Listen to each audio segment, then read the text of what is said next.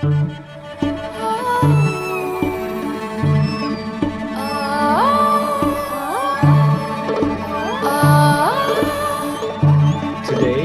I have the great pleasure interviewing and speaking with Dr. Bradley Nelson about emotions. And I think a very, very important topic, especially for other people who are interested in emotional healing. I've done more than 10 years of emotional healing, but Dr. Nelson discovered something about emotions and the body and how emotions can be trapped in the body that I think, honestly, I think that should be taught in high school all around the world.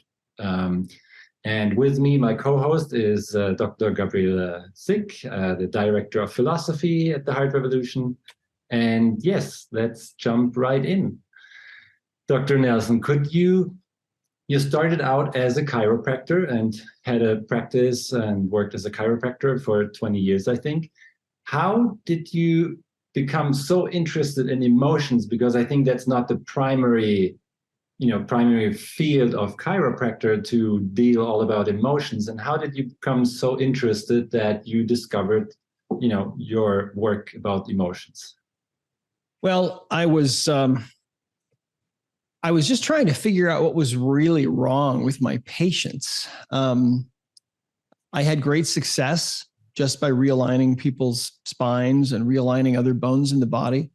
But as time went on, the level of difficulty increased. In other words, patients were presenting to me with more complex problems, and simple adjustments weren't enough sometimes. And sometimes I would make an adjustment and it wouldn't stay aligned. And so as time went on, I was really obsessed with getting to the root causes of what was really wrong with my patients. And so I also had a habit. Going into practice for me was literally an answer to prayer. And I had had a couple of very powerful healing experiences myself when I was younger. And I learned that there is a higher power. We can draw upon that higher power, whatever you might call it or whatever you might believe. That higher power, there is definitely something greater than us. And if we ask for help, then it opens that conduit so we can receive that help.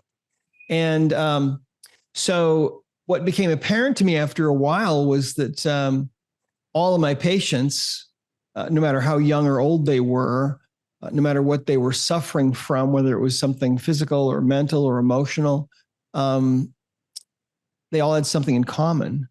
And what they had in common was what I came to call emotional baggage or trapped emotions. And trapped emotions are the energy of those emotional experiences that you've been through that get stuck in the body, that become trapped in the body. And so how to understand this, first of all, it's definitely very different from the norm, from Western medicine and so on. But if you think about the body itself, I mean, if you look at your hand looks pretty solid. And if you slap it down on the desk, it makes a nice thunk sound. But the reality of it is that hand of yours is really made of nothing but pure energy.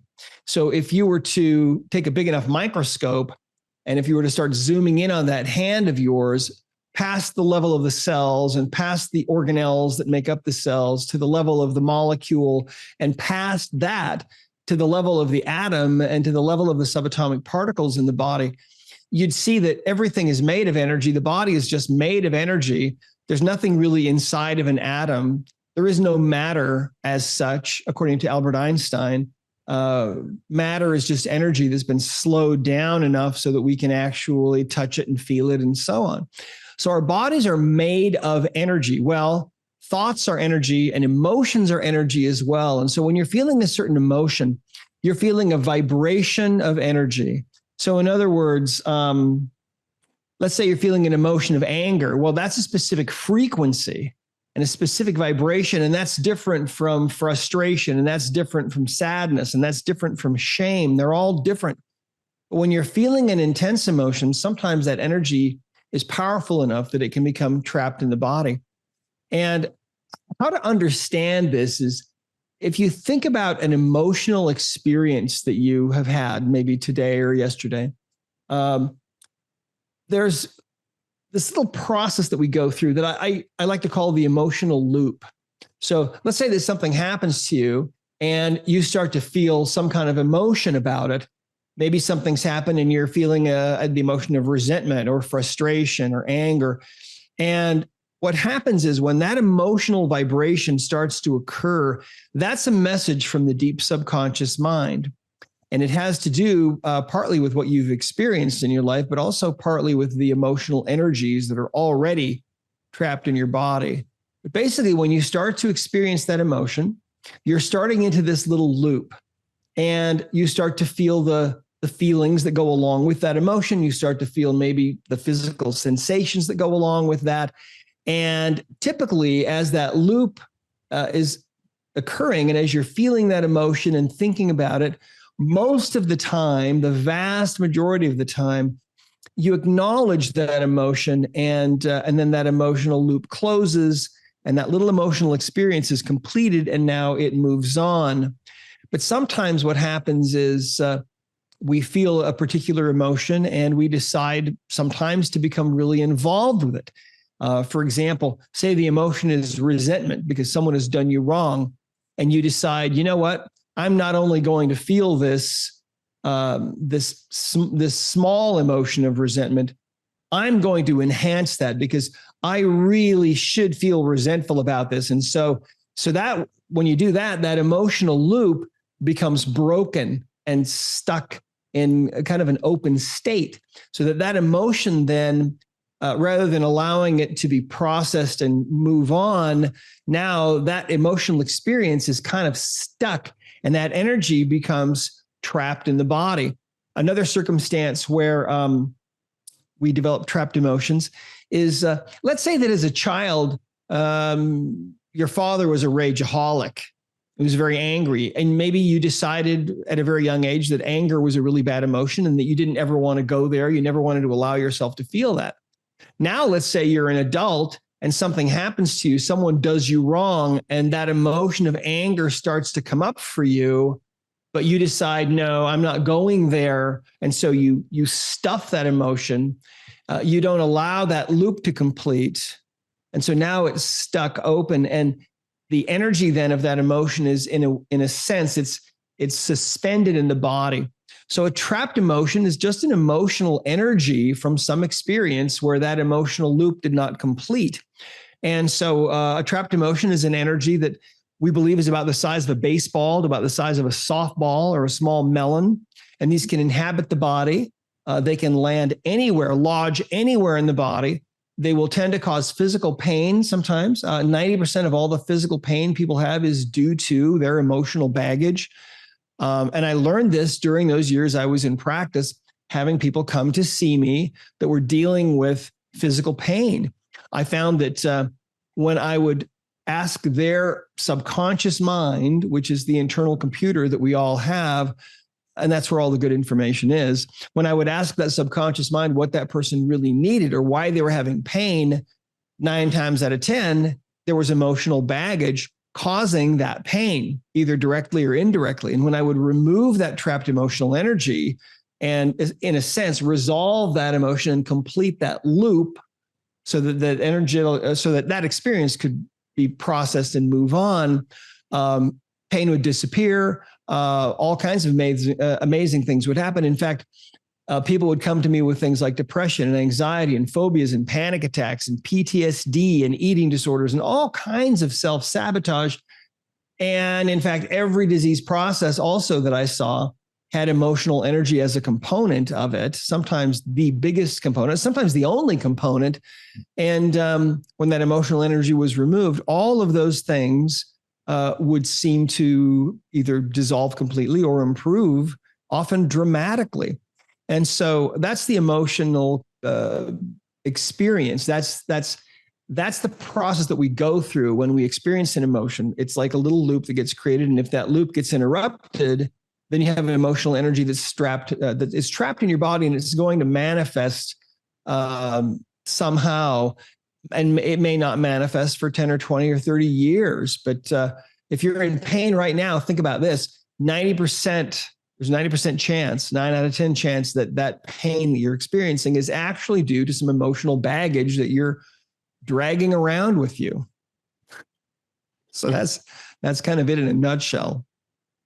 Yeah, a very important topic, I think, and very interesting for a lot of our audience.